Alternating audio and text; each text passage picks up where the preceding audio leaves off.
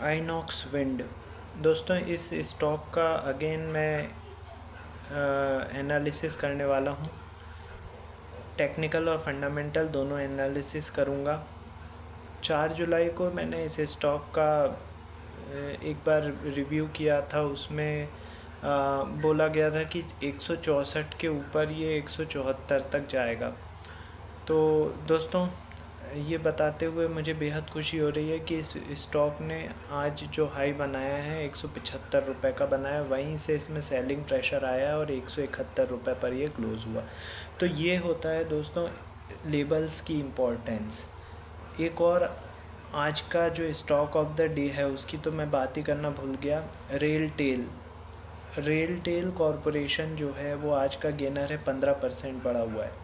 और इसका वीडियो मैंने हाल ही में बनाया था और ज़बरदस्त तरीके से परफॉर्म किया है दोस्तों। सारे लेबल्स इसने ब्रीच किए हैं। ये भी एक उदाहरण है कि लेबल्स पे किस तरीके से काम होता है। तो बहुत ही इम्पॉर्टेंट लेबल्स प्रोवाइड हो रहे हैं दोस्तों हमारे चैनल पर, और शॉर्ट टर्म के लेबल्स होते हैं जो कि कल ही नहीं आने वाले दिन में भी आपकी हेल्प करेंगे। तो इतने इम्पॉर्टेंट वीडियो को यदि आपका नोटिफिकेशन यानी इतने इम्पॉर्टेंट वीडियो का यदि आपके पास नोटिफिकेशन नहीं पहुंच रहा है, इसका मतलब ये है कि अभी तक आपने चैनल को सब्सक्राइब नहीं किया हुआ है।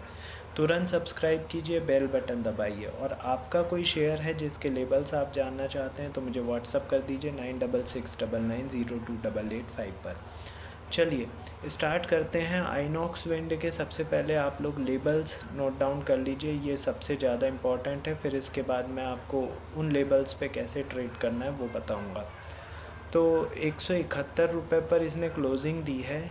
यदि ये स्टॉक 175 रुपये के ऊपर सस्टेन करता है तो इसके टारगेट 185, 201, 218 और 228 ये ऊपर के टारगेट होंगे। नीचे में छोटे लेबल्स प्रोवाइड कर देते हैं, क्योंकि ये स्टॉक अब हो गया है, डबल बार हाई काटा है इसने। तो अभी ये बाय ऑन डिप का स्टॉक हो गया है। तो मैं नीचे में छोटे लेबल्स प्रोवाइड करूँगा जिससे कि जो हर लेबल्स पे बाउंस बैक के चांसेस होंगे। तो नीचे में यदि 171 रुपये के नीचे सस्टेन करता है तो इसके टारगेट होंगे 168, 166, 164, 162 और 158। 158 के बाद 148, 132, 115 और 105। ये मैंने बहुत सारे लेबल्स आप लोगों को बता दिए हैं जो कि बहुत इम्पॉर्टेंट है दोस्तों। लेबल्स का ही खेल है सब कुछ। अब इन पे ट्रेड कैसे होना है वो मैं आपको बता देता हूँ। ये सब शॉर्ट टर्म के लेबल्स हैं, इन पे ट्रेड होना है आपको बता देता हूँ। सबसे पहले जो भी आपका ऐप या सॉफ्टवेयर है उस पर आपको आइनॉक्स विंड का 5 मिनट का कैंडलस्टिक चार्ट लगाना है। उस पर ये जितने भी लेबल्स मैंने बताए हैं इनको हॉरिजॉन्टल लाइन के फॉर्म में ड्रॉ कर लेना है, ठीक है। अब जब भी लाइव मार्केट में आइनॉक्स विंड रनिंग में रहता है, स्टॉक रनिंग में रहता है, तो किसी हॉरिजॉन्टल लेवल के को क्रॉस करने के बाद उसके ऊपर 2 कैंडल यदि क्लोज कर जाती हैं तो इसका मतलब ये हुआ कि वो बाय कॉल जनरेट हो गई है। टारगेट होगा उसके ऊपर का अगला लेवल। इसी तरीके से जब कोई मतलब गिरते हुए स्टॉक में हॉरिजॉन्टल लेवल के नीचे 2 कैंडल क्लोज हो जाती हैं तो उसका होता है शॉर्ट सेल की कॉल जनरेट होना, यानी सेल की कॉल जनरेट होना, और टारगेट रहता है वो लेवल के नीचे वाला अगला लेवल। तो इस तरीके से आप दिन भर में बहुत सारे मूव निकाल सकते हैं, बहुत सारा ट्रेड कर सकते हैं, बहुत सारे मूव निकल सकते हैं दोस्तों इसमें। तो ये मैंने आपको बहुत ही सिंपल स्ट्रेटजी बता दी है आइनॉक्स विंड की और ट्रेडिंग की, इन लेबल्स पे ट्रेड करने की। अब ट्रेड आपको करना है और प्रैक्टिस करनी है, प्रैक्टिस ही सब कुछ है। चलिए अब हम आते हैं आइनॉक्स विंड के फंडामेंटल एनालिसिस पे। तो ये एक कैपिटल गुड्स का इलेक्ट्रिकल इक्विपमेंट सेक्टर के अंतर्गत आता है। ये स्टॉक रिन्यूएबल एनर्जी से रिलेटेड है दोस्तों। आइनॉक्स विंड ये पवन चक्की वगैरह जो रहती है उससे पावर जनरेट करता है और इस समय ये बजट आने वाला है, तो एक तो रेलवे के स्टॉक बहुत भाग रहे हैं, दूसरा है रिन्यूएबल एनर्जी वाले स्टॉक अच्छे भाग रहे हैं, फर्टिलाइज़र वाले स्टॉक अच्छे भाग रहे हैं, तो पीएसयू स्टॉक अच्छे भाग रहे हैं। तो ये सब एक क्या है कि इसी चक्कर में आइनॉक्स विंड का भी जो स्टॉक है लगभग 9% आज भागा हुआ है। इसका कैपिटल मार्केट कैप है 22,400 करोड़ का। साल भर का हाई इसने 177 रुपये का बनाया है, साल भर का लो 45 रुपये का है। इसकी डिविडेंड तो अभी तक प्रोवाइड नहीं किया है। बुक वैल्यू 13 रुपये की है और रिटर्न ऑन इन्वेस्टमेंट माइनस में 1.71% का है। फेस वैल्यू 10 रुपये की है।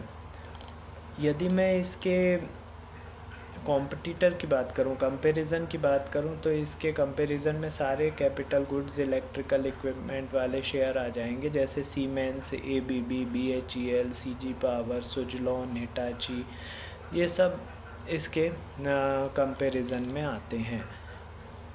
अब मैं शेयर होल्डिंग पैटर्न का यदि बताऊं आपको, तो प्रमोटर के पास मार्च में 52.87% की हिस्सेदारी थी।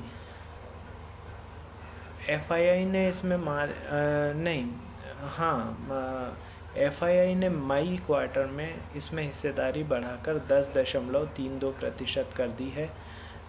डीआईआई ने हिस्सेदारी कम करी है, मई में 9.09% कर ली है। पब्लिक की हिस्सेदारी दोस्तों हल्की सी बढ़ी है, 27.71% हो गई है।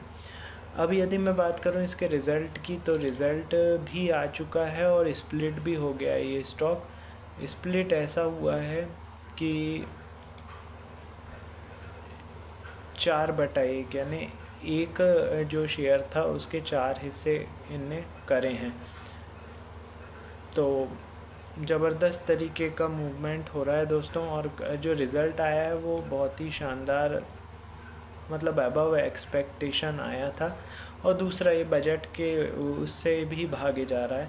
तो अभी 171 पे है। लेबल्स मैंने प्रोवाइड कर दिए हैं, बहुत ही इम्पॉर्टेंट लेबल हैं दोस्तों, और उन पे ट्रेड करने की मैंने स्ट्रेटजी भी आपको बता दी है।